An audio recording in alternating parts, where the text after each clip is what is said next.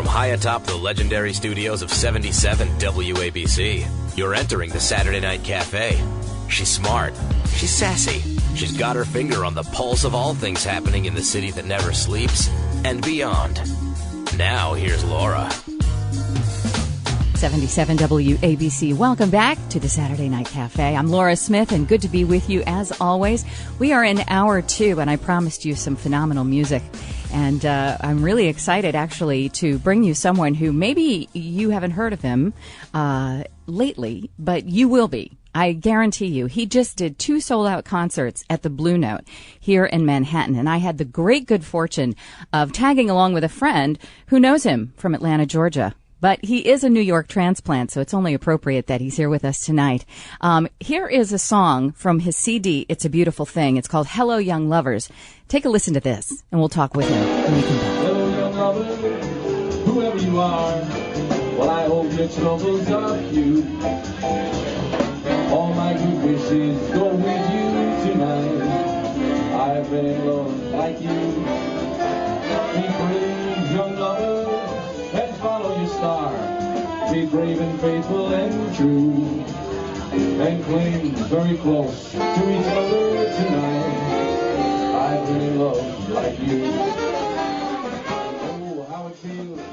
That is the big band sound of Joe Gransden. Great to have you with us. Thank you so much. What an amazing song. You on trumpet, also on vocals. You're also heading up this big band, and you're all of 23 years old? I don't get it. How'd you get so old school? You are something else. You were like somebody took over your body, from another bygone era. I don't know, Chet Baker, Frank Sinatra, and they kidnapped you or came and inhabited you. Tell us your story. It's a beautiful one, how you went from New York to Atlanta, and now you're really all over the world. Yeah, it's amazing, and first of all, it's a thrill to be here with you. I'm so excited that I got to play at the Blue Note.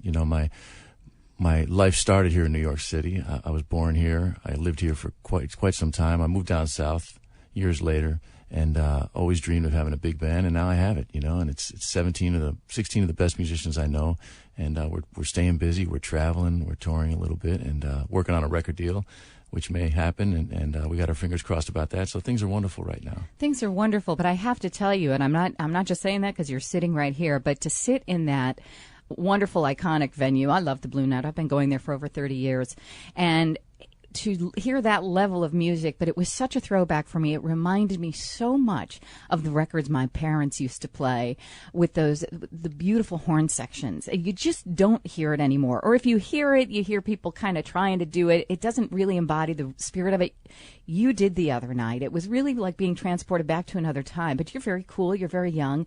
And you're very, very funny. Were you a stand-up comedian before you were a musician? Oh, no. But, I grew up around that music. My father is a wonderful piano player and singer. My mother everybody in my family is a musician. Whether they did it professionally or not, didn't matter. It's just a very talented musical family. So I grew up listening to Chet Baker, Frank Sinatra, Nat King Cole, all the big bands. My grandfather played trumpet with Harry James for a while, and Benny Goodman for a while, and Joe Venuti. So whenever he would come visit, he would practice his trumpet. And so I knew at a very, very early age what I wanted to do with the rest of my life, and it's so nice to finally be getting some notoriety for it, getting out there and doing it. The big band is a thrill. And like you said, the Blue Note's such an iconic place. To be invited to play there and to sell out both shows was an absolute dream come true, not only for me, but for the band, too. I mean, we were just on... You were on fire. Yeah. I'll tell you what, it was just that wonderful mix of, it was pure entertainment. The music was just so fantastic. I didn't know you played trumpet because I just found out kind of relatively early that I was going to the show right before it started. So I really didn't get to read about you or anything. When you pick up the trumpet, you really are a fully like a trumpet player. But then you take it away, you start singing. You've got almost a Louis thing going on there, and then you've got the personality too. It's really truly the real deal. Now you've got 10 CDs, and a lot of it's your own original music, which I also find very gutsy. A young person doing the throwback, real big band sound, and yet you've got all these original compositions. Well, I do love to write.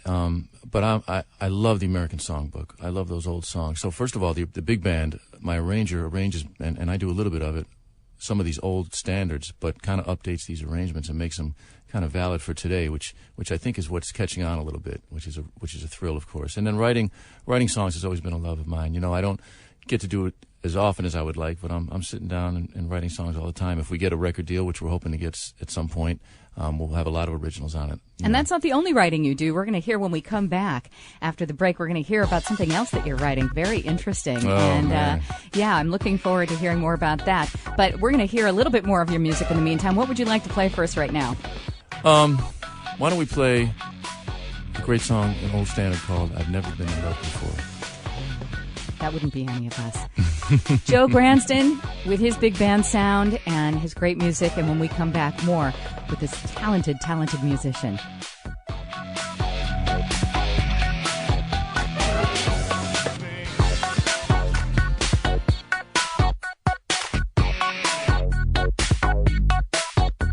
It's a Beautiful Thing from the album by the exact same name. It's a Beautiful Thing. I'm back with Joe Gransden here on the Saturday Night Cafe. Had the great thrill of watching him and his big band perform at the Blue Note last week. Literally, I heard people at the door, begging. They were like, please, if we could just stand in the corner there. And the woman's like, no, we can't get by with the drinks and the food if you do that. You had people really teeming. It was bursting at the seams for those two shows. You have a lot of family in New York. I know you're originally from here. But also, I think, as you said, you're starting to take off and people are getting to know you. I can see you doing unbelievably well all over the world. Are you planning any kind of world tours?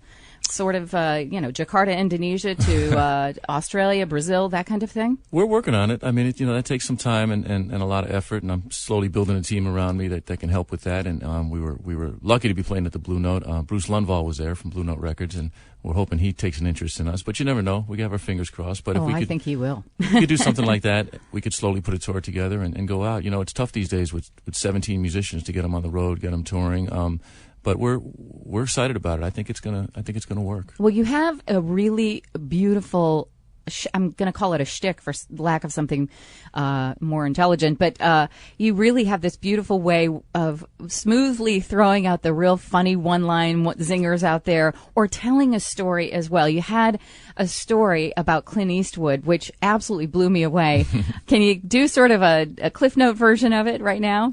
Yeah, I can tell you very quickly. I'm lucky and fortunate to be friends with Clint. He heard one of my CDs a few years back and hired me to, perform at his private golf club. And at one point, he wanted the big band to come out and do a show. And I kept in touch with his business office and asked if there was anything in particular Clint wanted to hear.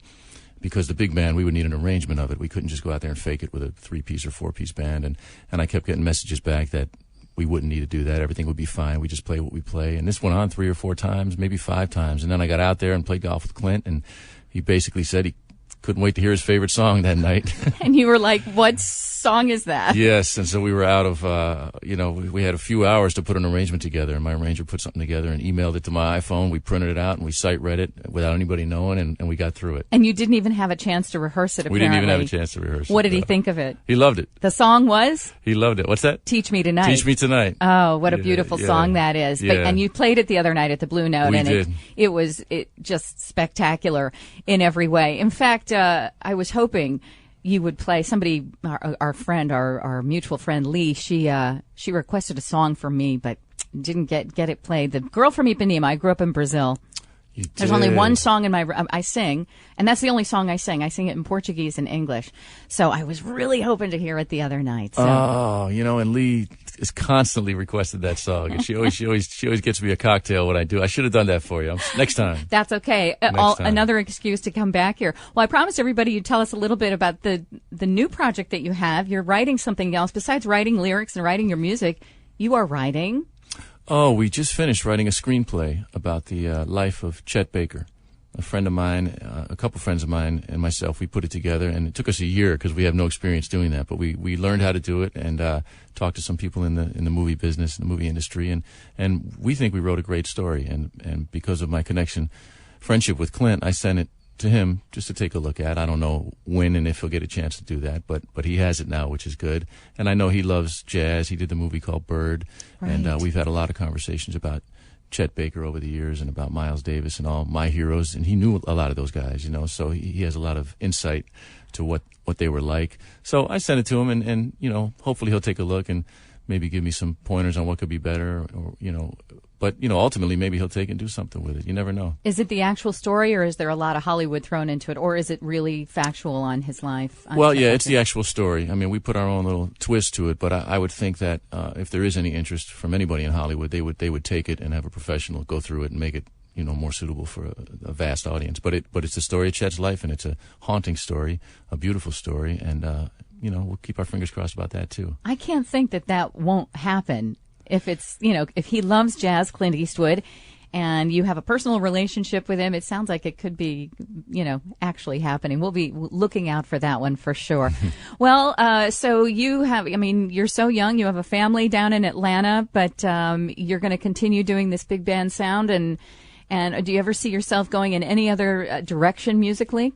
Well, I currently tour and play quite often with my quartet and my quintet, my 4 and 5 piece band. It's a little more cost effective, and the big band is a little bit of a newer venture, 3 or 4 years in the making. And we're trying not to go back to the old sounds too much. We're trying to update it, kind of like Harry Connick did, or Michael Bublé did it, and by the way, are two of my favorite artists of modern day. So I think that as time goes on, we'll spend a little more time on the big band because it's a niche and there's not a lot of people doing it. Mm-hmm. And I think we've created a sound that's kind of marketable and pleasant to hear. It is. We'll see. And again, I can't say enough how entertaining you were to listen to. You have a gift of story, you have a gift of comedy, and it just enhanced it even more. So it was really a night to remember. I was so grateful that my friend Lee took me there last minute like that. What a pleasure. Well, truly a pleasure. Yes. I'm so glad you had a good time. Had a great time. What is the latest CD? Or name some of. I know you have Dichotomy. Was that Dichotomy is a duo CD that I just finished that was inspired by an old Chet Baker record. It's just piano and trumpet and some vocals, and it's very mellow and relaxing. I also have It's a Beautiful Thing, which is a live concert with the full big band, which was a fantastic record and it's doing well. I have a Christmas record, a holiday record with the big band called I'll Be Home for Christmas. Oh. And another one I did that was actually a lot of fun. I met Kenny G through Clint Eastwood. We both played a party for Clint, and I opened for Kenny G, and Kenny offered to help me record a smooth jazz CD, and Kenny and I wrote a lot of music together. I spent a couple weeks at his house in Malibu, and we recorded it right there in his recording studio. It's called Close to My Heart, and it's a beautiful CD. It's a totally different style than I was used to doing, but with Kenny's help, I think we made a nice project, a nice recording. I love smooth jazz. People make fun of it. People, it's like the butt of some Saturday night jokes and stuff like that. I think it's a beautiful genre of music. I will forever love it. To me, it's, I guess maybe because I grew up in Brazil with the bossa nova and all that, it just speaks, it's the most romantic, sexy music in the world. It is, if you have the right artist playing it too, like Kenny, for instance, he can do a lot with the melody. I mean, these songs some of these smooth jazz songs have melodies that you can sing back, Right. There may not be a whole lot of improvisation. It may not be swing on the level that we're talking about, but it's grooves and it creates an atmosphere, and some of it is very, very beautiful. And I didn't realize that until I spent a lot of time with Kenny G, and I went on the road with him and got to play a few songs per set with him, and saw how this thing unfolds and how the crowds appreciate it and love it. So I have a new respect for it, and I'm proud of the record. I'm very proud of the CD. Oh, I'm going to grab that one for sure. I'll send you one, baby. Thank you so much. Joe Gransden is my guest. He is a phenomenal musician with the big band sound, but in a kind of a new contemporary way that he's attacking it, but not taking out any of the elements of the things that you grew up with or your family did. Go get his CDs. His website is joegransden.com, and that's spelled like this, Gransden, joegransden.com. Buy his CDs. Do yourself a favor. Play that music this summer, and your Christmas album, too. We'll bring that back at Christmas time. But thank you so much. All the very best to you, your band, and your family, too. Thank you, Laura. Pleasure to be with you. On 77 WABC, this is the Saturday Cafe. We're going to close out with a little bit of Girl from Ipanema from Joe.